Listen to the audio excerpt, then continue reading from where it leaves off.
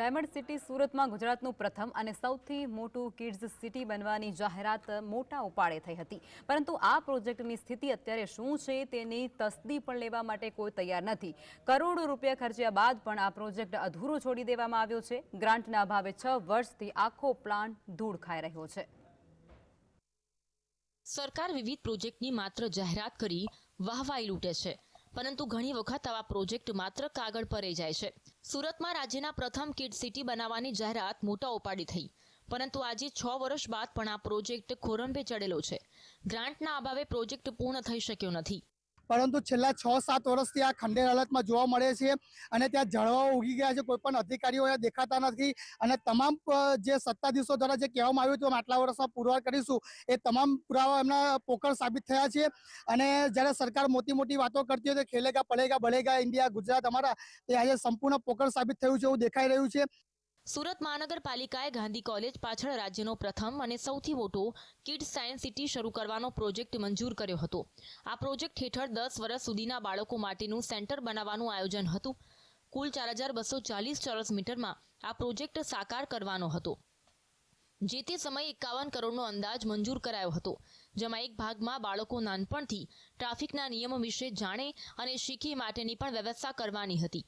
આ ઉપરાંત ગેમિંગ સહિતની અલગ અલગ એક્ટિવિટી કરાવવાનું પણ આયોજન હતું। 6 વર્ષથી માત્ર સ્ટ્રક્ચરનું કામ પૂર્ણ થયું છે, જેના અનુસંધાને રાજ્ય સરકારે ગુજરાતનું સૌથી મોટું કિડ્સ પ્રોજેક્ટ 51 કરોડના ખર્ચે આ પ્રોજેક્ટ અહીંયા બનાવવામાં શરૂઆત કરી હતી।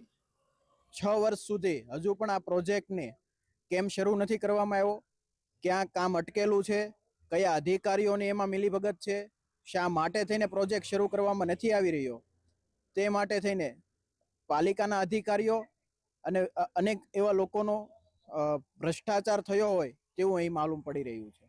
પરંતુ ક્યાંક ને ક્યાંક પાલિકાના અધિકારીઓની મિલીભગતો એવું લાગી રહ્યું છે। ઘણીવાર અમને માહિતી એવી પણ મળી છે કે અહીંના જે કોર્પોરેટરો છે એમને પણ ઘણીવાર રજૂઆત કરી છે મહાનગરપાલિકામાં, પણ એનો કોઈ પણ જાતનો નિકાલ આવ્યો નથી। એટલે ક્યાંક ને ક્યાંક ગુજરાતમાં તો આપણને ભ્રષ્ટાચાર ને એવું બધું જોવા મળે છે, પણ આમાં પણ દેખીતી રીતે ભ્રષ્ટાચાર જોવા મળી જ રહ્યો છે। કારણ કે છેલ્લા 6 વર્ષથી જો આવી બંધ હાલતમાં હોય, કંઈ પણ જાતનું આગળ ઇમ્પ્રુવમેન્ટ જ ન બતાવતા હોય તો દેખીતી વાત છે કે ભ્રષ્ટાચાર હોય તો જ આગળ કામ ન થયું હોય। જે તે સમયે આ જગ્યાને ગુજરાતનું સૌથી પહેલું અને મોટું કિડ્સ સાયન્સ સેન્ટર બનાવવા માટે સરકાર પાસેથી 100 કરોડની ગ્રાન્ટ મળશે તેવી વાતો કરાઈ હતી। હવે કરોડો ખર્ચાઈ ગયા પછી પ્રોજેક્ટને પૂરો કેવી રીતે કરવો, નાણાં ક્યાંથી આવશે જેવા મુદ્દે અધિકારીઓએ રસ દાખવી પાલિકા કમિશનર સાથે ચર્ચા કરવાને બદલે ફાઇલ દબાવી રાખી છે। એટલે થોડી આળસ ખંખેરવાની જરૂર છે અને આ પ્રોજેક્ટ 1-2 વર્ષમાં શરૂ પણ થઈ શકે એવી પરિસ્થિતિમાં છે, કેમ કે ટોટલ ખોખું તૈયાર છે, માત્ર હવે અંદરની કામગીરી કરવાની બાકી છે। એ હવે થોડું કમિશનર શ્રી આમાં આગળ ધ્યાન આપે તો શહેરીજનોને એક આ સારો પ્રોજેક્ટ મળે, કેમ કે આપણે અલગ અલગ સુરત મહાનગરપાલિકાના પ્રોજેક્ટો હમણાં જે નવા શરૂ થયા એ પૂરા થવાની કગાર પર છે અને આ 6 વર્ષથી ખોખું તૈયાર છે અને હજુ કોઈ કાર્યવાહી થઈ નથી। ગ્રાન્ટના અભાવે કામ બંધ થઈ ગયું છે। કામ ક્યારે શરૂ થશે અને થશે કે નહીં તેનો અધિકારી પાસે કોઈ જવાબ નથી। શાસકોએ માત્ર સપના દેખાડી વાહવાઈ લૂંટી લીધી હતી। સુરતમાં વિકાસની વાતો વચ્ચે સૌથી મોટું બની રહેલો પ્રોજેક્ટ બંધ હાલતમાં જોવા મળી રહ્યો છે। તાત્કાલિક ધોરણે આ પ્રોજેક્ટ શરૂ કરવામાં આવે અને બાળકોને ફાયદો થાય તે માટે વ્યવસ્થા થાય તે જરૂરી છે। સાહિલ જગતાપ, GSTV, સુરત।